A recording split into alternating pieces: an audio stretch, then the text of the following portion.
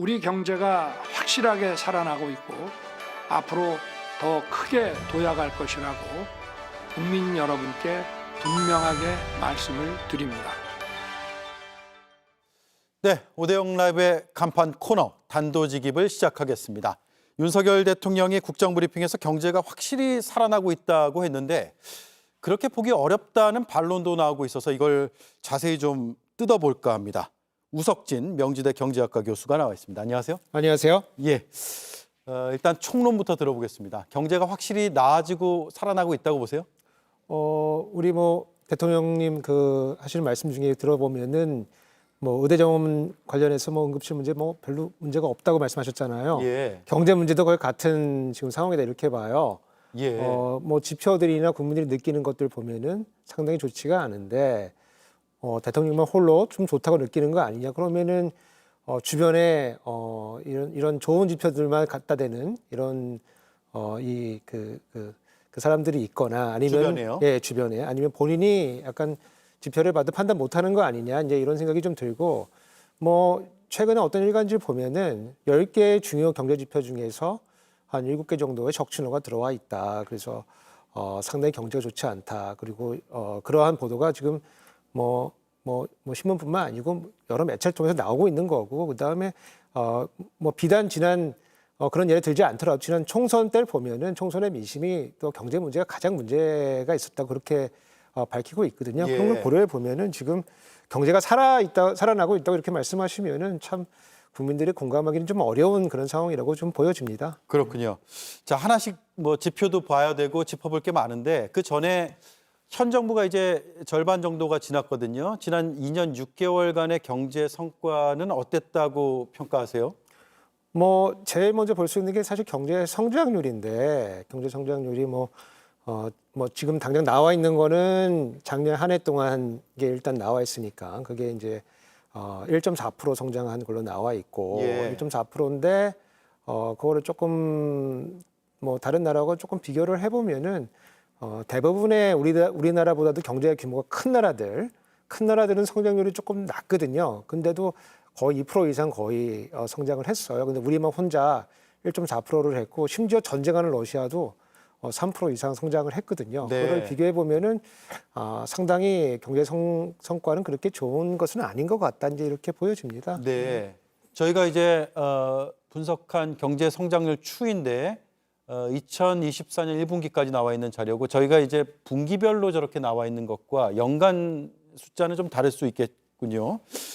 윤석열 대통령이 국제통화기금 IMF가 올해 한국 경제 성장률을 주요 선진국 중에서 두 번째로 높다고 평가를 했거든요. 그러니까 미국 다음으로 우리가 높다라고 하면서 강조한 부분인데 이것도 들어보고 얘기를 나누겠습니다.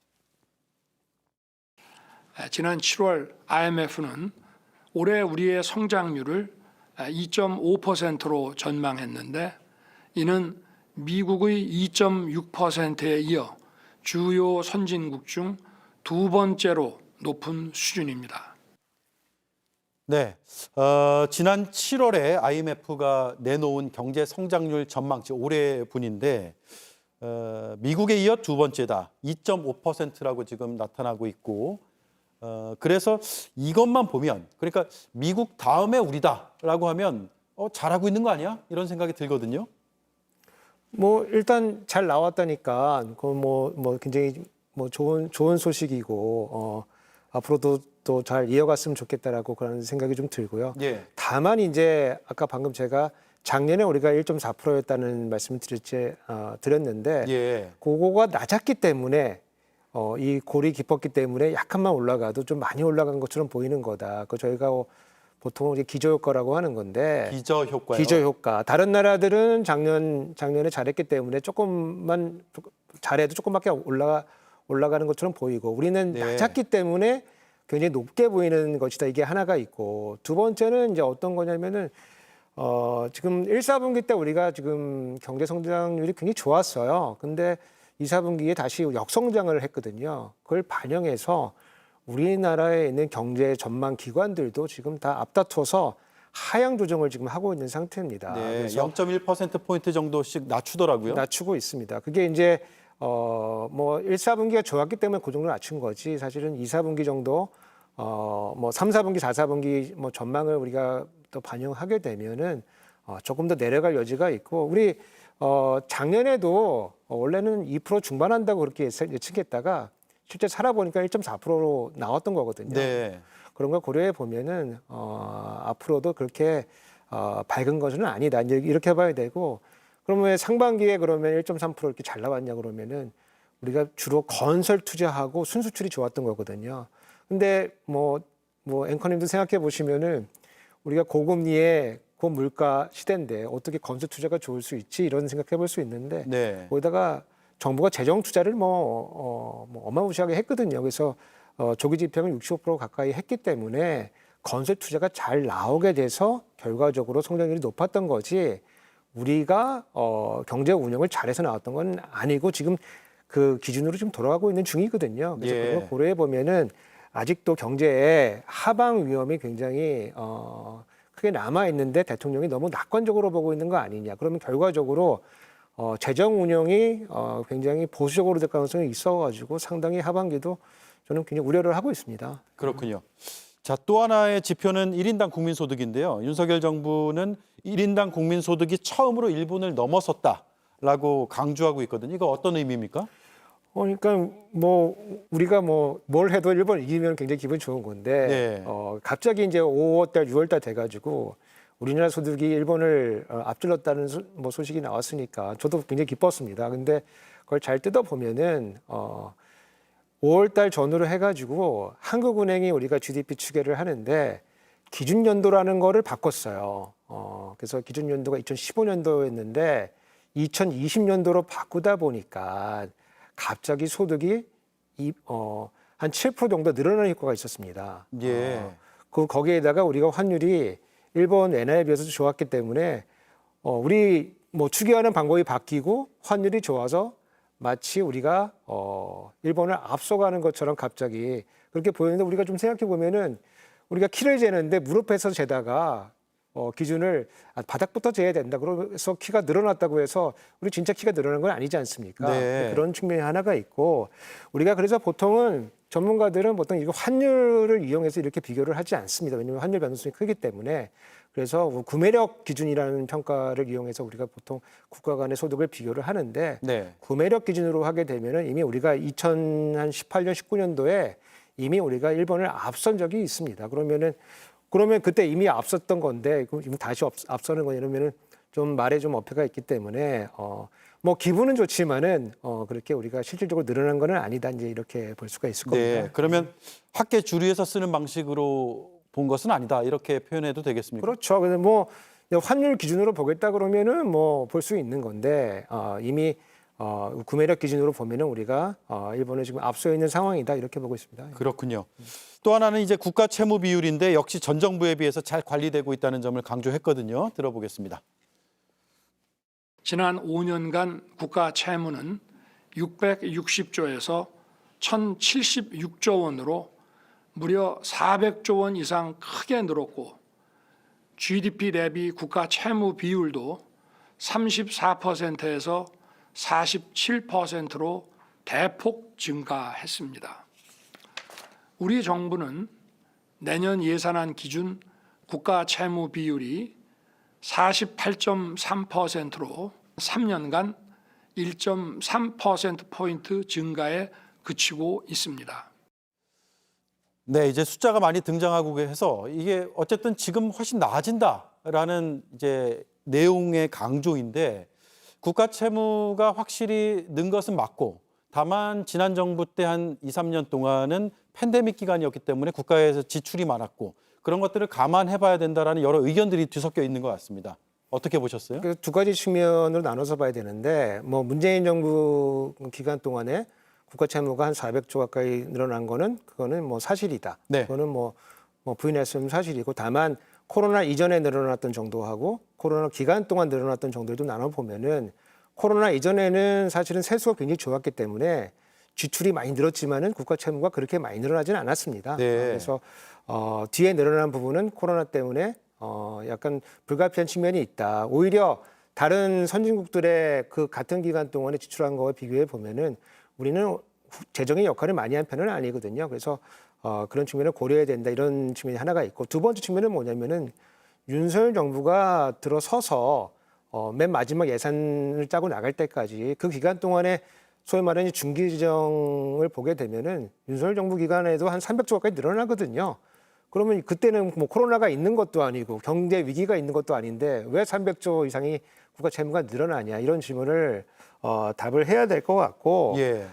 그다음에 아까 대통령께서 중간에 말씀하실 때 우리 국가 채무가 한 48% 정도 된다고 그렇게 말씀하시는데 그거는 아까 처음에 말씀드린 그 GDP가 늘어났기 때문에 분모가 늘어나서 국가 채무 비율이 마치 줄어드는 듯한 그런 착시가 이제 있는 그렇군요. 거거든요. 그래서 실제로 옛날 기준으로 하면은 50에서 줄어든 게 아니고 늘어나게 된 거다 이렇게 보셔야지 보고를 좀 잘 받으셔야 될 것 같다 이런 생각을 좀 해봤습니다. 예.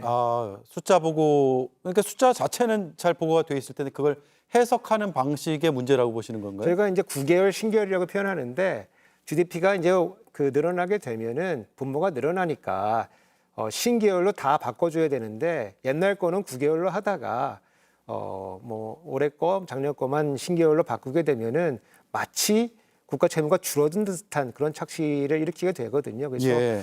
그런 거는 아마 보고 받으시는 분도 잘 한번 질문을 해서 좀 체크를 해볼 필요가 있다 이렇게 보고 있습니다. 그렇군요. 그리고 또 하나 궁금했던 게 이제 국가 채무를 잘 관리하고 있다. 재정 건전성 얘기를 강조하면서.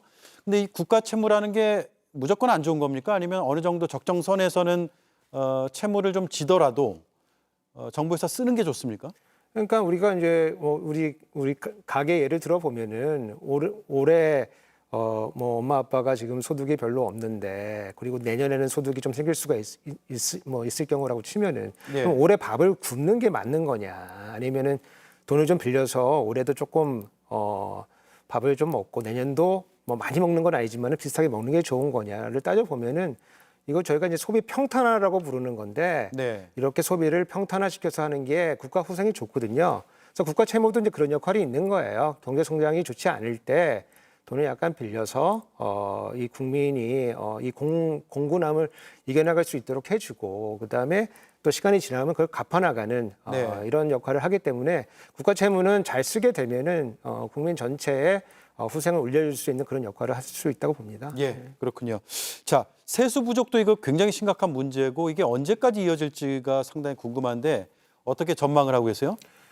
지금 상반기 세수가 작년이 지금 우리 재정 역사상 굉장히 세수가 안 좋았다고 하는 해 중에 하나거든요. 근데 상반기 세수가 작년보다도 10조가 부족합니다. 네. 10조가 부족하고 이대로 그냥 간다고 치면은 세수 결손이 뭐 20조에서 30조가 발생할 예정이기 때문에 좀 재정의 뭐 세입 측면에서 보면은 상당히 큰 위기고 우리 작년에 겪어봤지만은 세입이 안 좋을 때 어떤 일이 생기는지 우리가 다 봤거든요. 그래서 네. 대규모 불용 사태가 일어나고 그다음에 불용에는 지방에 정산해줄 뭐 교부금 교부세를 해주지 않아가지고 지방 정부 그 자체가 또 고생을 하게 되고 여러 가지 자산을 헐어야 되는 이런 재정 혼란의 어려움을 겪게 되는 거거든요. 네. 그래서 다만 이제 이런 게 이제 올해는 사실 해소되면 좋았을 뻔했는데 올해도 작년에 이어서 계속 세수 결손이 이어질 거라고 보기 때문에 지금 상당히- 그래프가 하나 나갔거든요. 이거 한 번만 다시 보여주세요. 이게 어떤 의미인지 이거 우석진 교수가 직접 작성하신 겁니까? 그렇죠. 제가 이제 뭐 요 세수 진도를 대시보드라고 하는 걸 운영을 하는데 저희 가로축이 월이고요. 네. 저 세로축이 세수 진도이라는 개념을 씁니다. 그래서 진도가 많이 떨어지고 있다라는 우리가 예산 대비 이제 예상했던 것 대비 얼마큼 월별로 진도가 나오고 있는지를 이제 보고 있는데 저 보시면은 역대급으로 가장 낮은 부분을 지나고 있고 저게 네. 사실은 평균보다 지금 사실은 많이 떨어져 있는데 저게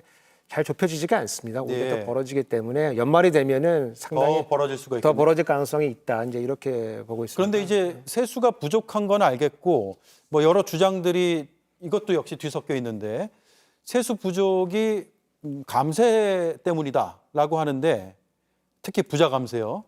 동의하세요? 뭐 한 70% 동의하고 한 30%는 아닌데 이 세수가 부족한 거는 기본적으로 경기가 좋지 않아서 그런 겁니다. 네. 물론 경기가 좋지 않은 거에 또 상당 부분의 이유는 정부가 적극적인 역할을 하지 않아서 그런 것이 있고, 그래서 뭐 얽혀 있긴 하지만은 여하튼 경기가 이제 안 좋은 것이 제일 큰 원인이다. 다만 여기에 엎친 데 덮친다고 우리 대규모 감세를 한 효과가 올해부터 지금 본격적으로 나타나고 있거든요. 네. 그래서 거기에 세수가 더 줄어드는 역할을 하고 있고, 감세의 그 가장 큰 나쁜 점은 뭐냐면은 이게 한 해에 그치는 게 아니고 세원을 좁혀가지고 이번 정부뿐만 아니고 다음 정부에 이어서 계속 세수가 부족한 이런 만성적인 세수 부족 상태를 만들어내고 있기 때문에 뭐 이번 정부가 어려운 거야 뭐 본인들이 뭐 자초했다고 치지만은 다음 정부에서도 이런 세수 부족한 형태는 계속 이어질 거기 때문에 감세의 영향은 중장기적으로 이어지는 그런 효과가 있다 이렇게 보고 있습니다. 그렇군요. 알겠습니다. 시간이 다 돼서 여기까지 분석을 하고 또 기회가 있으면 다시 한번 모시고 경제 상황을 분석해 보도록 하겠습니다. 고맙습니다. 감사합니다. 네. 지금까지 우석진 명지대 경제학과 교수였고요. 그리고 저희가 다양한 해석을 듣기 위해서 수요일에는 경제학 박사 또 국민의힘 소속의 이해운 전 의원을 인터뷰하겠다는 말씀도 드리겠습니다. 고맙습니다.